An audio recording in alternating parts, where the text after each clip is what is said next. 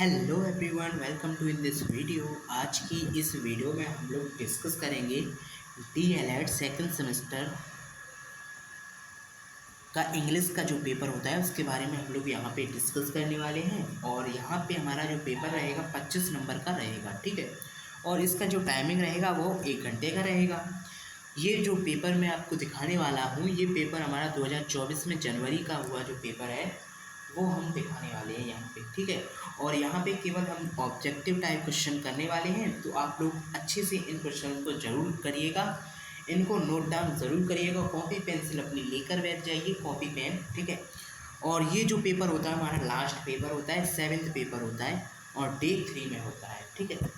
ये आपको अच्छे से याद रखना है। और हम लोग देख रहे हैं इंग्लिश का पेपर, और अच्छे से एक एक बात को अच्छे से याद करते जाइए, समझते जाइए। यहाँ पे आपको लग रहा होगा कि इंग्लिश का पेपर काफ़ी टफ होगा, ऐसा नहीं है। अगर आप पढ़ोगे तो आपके लिए कुछ भी टफ नहीं है, कुछ भी हार्ड नहीं है, okay.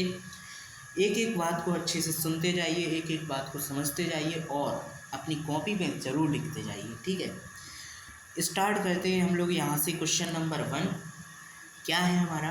Doctor west new method of teaching English immigrate to overcome the limitation of which of the following methods। यहाँ पे आपका ये क्वेश्चन है that doctor west new method of teaching English immigrate to overcome the limitations of which of the following methods। इसका जो answer था वो है डायरेक्ट मेथड।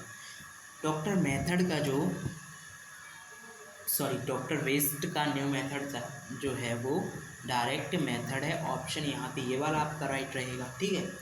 नेक्स्ट है यहाँ पे आपका question, the productive skill of the language are speaking and writing. ये आपको अच्छे से याद रखना है।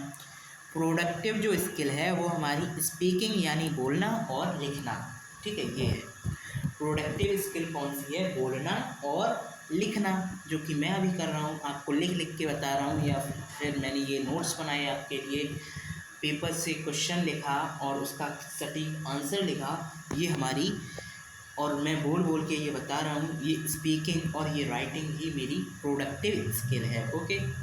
अब हम नेक्स्ट आगे बात कर रहे हैं। यहाँ पे आपका एक और क्वेश्चन है, phonetics in the science of sounds. ये एक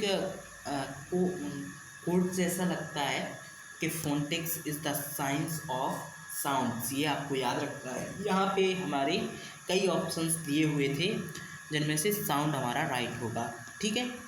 नेक्स्ट हम लोग देखते हैं यहाँ पे, choose the correct article from the following options to fill the blanks.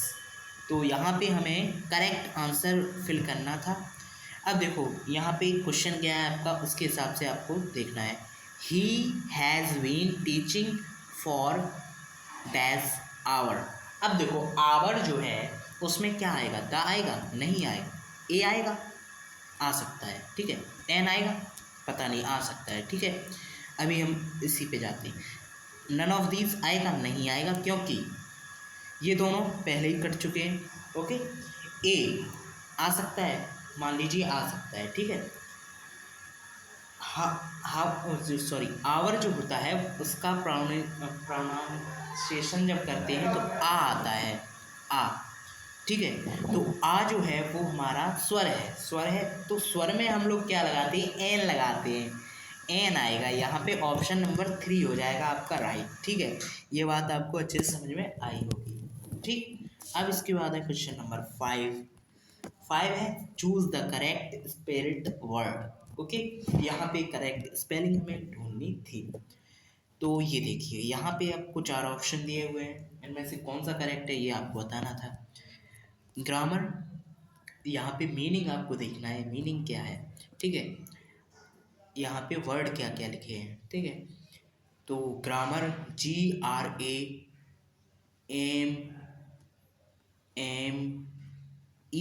है, लेकिन ग्रामर की आपको अगर मीनिंग आती होगी तो आप इस क्वेश्चन को जरूर सही से करके आओगे। देखो ग्रामर में आपको ये याद रखना है कि जी आएगा, आर आएगा, ए आएगा, डबल बार एम आएगा, लेकिन ई कभी नहीं आएगा। ये आपको अच्छे से याद रखना है। यहीं पे केवल यही है ई जो डबल आ रहा है, मतलब ए यहाँ पे आएगा लेकिन ई कभी नहीं आएगा। ये बात याद रखनी है पूरी स्पेलिंग में, और आपका आंसर एकदम सही हो जाएगा। फिर देखो यहाँ पे ई आ रहा है, इसको कट करो, यहाँ भी ई आ रहा है, इसको भी कट करो, ठीक है, यहाँ भी ई आ रहा है, इसको भी कट करो। इस पूरी मीनिंग में कहीं भी ई आपको नज़र नहीं आ रहा है। ग्रामर की करेक्ट स्पेलिंग GRAMMAR यही होती है, ठीक है। तो ये आपको समझ में आ गया होगा। पांचों के पांचों क्वेश्चन हमने कंप्लीट कर लिए हैं इंग्लिश के। इसके अलावा हम लोग पेपर जब करेंगे 2024 का, और 2016 से लेकर 2024 तक के पेपर को सभी को हम लोग सॉल्व करने वाले हैं, क्योंकि यहाँ पे प्रीवियस ईयर क्वेश्चन भर भर के पूछे जाते हैं, और हम लोग इस बार बिल्कुल भी नहीं चाहेंगे कि एक भी क्वेश्चन हमारा छूटे या फिर रह जाए, हमसे गलत हो जाए, ठीक है। एक एक नंबर को हमको अच्छे से लाना है इस बार। हमने फर्स्ट सेमेस्टर में जो भी किया वो हम उसको भूलते हैं, और हम सेकंड सेमेस्टर में अपना बेस्ट से भी बेस्ट देने की कोशिश करते हैं। ओके, सो चलिए स्टार्ट करते हैं एक नई जर्नी। और यहाँ पे हम लोग करना स्टार्ट करेंगे अब से पेपर्स को, ठीक है। हम फुल पेपर को करना स्टार्ट करेंगे, एक एक पेपर को अच्छे से एक एक दिन में निपटाएंगे, जिससे आप लोग अच्छे से तैयारी कर सकें। साथ ही हमारा सिलेबस भी कंटिन्यू होता रहेगा, ठीक है। कुछ दिनों का जो है गैप आएगा बीच में ज़रूर, क्योंकि थोड़ी प्रॉब्लम्स आ रही हैं, उनको भी देखना है, ठीक है, क्योंकि वो प्रॉब्लम्स भी ज़रूरी हैं। लाइफ में प्रॉब्लम्स नहीं आएंगी तो लाइफ एकदम स्ट्रेट चलती जाएगी। अप एंड डाउन बहुत ज़्यादा ज़रूरी रहते हैं लाइफ में। जब एक बार अप आएगा तो कभी ना कभी डाउन भी आना पड़ता है, ठीक है। और डाउन जब जाओगे तभी आपको अप जो थे उसका होना महसूस होगा, मतलब कितना मैं आगे था, अब मैं कितना पीछे हो गया, ठीक। इस बारे में सोचोगे। जब आप अप आओगे, फिर से डाउन जाओगे, फिर अप आओगे, तब आपको समझ में आएगा कि क्या कैसे मान लीजिए स्ट्रेट लाइन चल रही है। वैसे हमने फर्स्ट सेमेस्टर में सीखा था कि सीखने का पठार, उसके बारे में मैंने बताया था आपको कि इस तरह से लाइन चले, फिर ऐसे और फिर ऐसे, ठीक। तो यहाँ पे ये सीधी जा रही है लाइन, यानी यहाँ पे ना तो कुछ मैं सीख पा रहा हूँ, ना ही मैं कुछ भूल पा रहा हूँ, ठीक है। तो सीधी नहीं चलनी चाहिए लाइन, कभी ऐसे होनी चाहिए, कभी नीचे भी जानी चाहिए।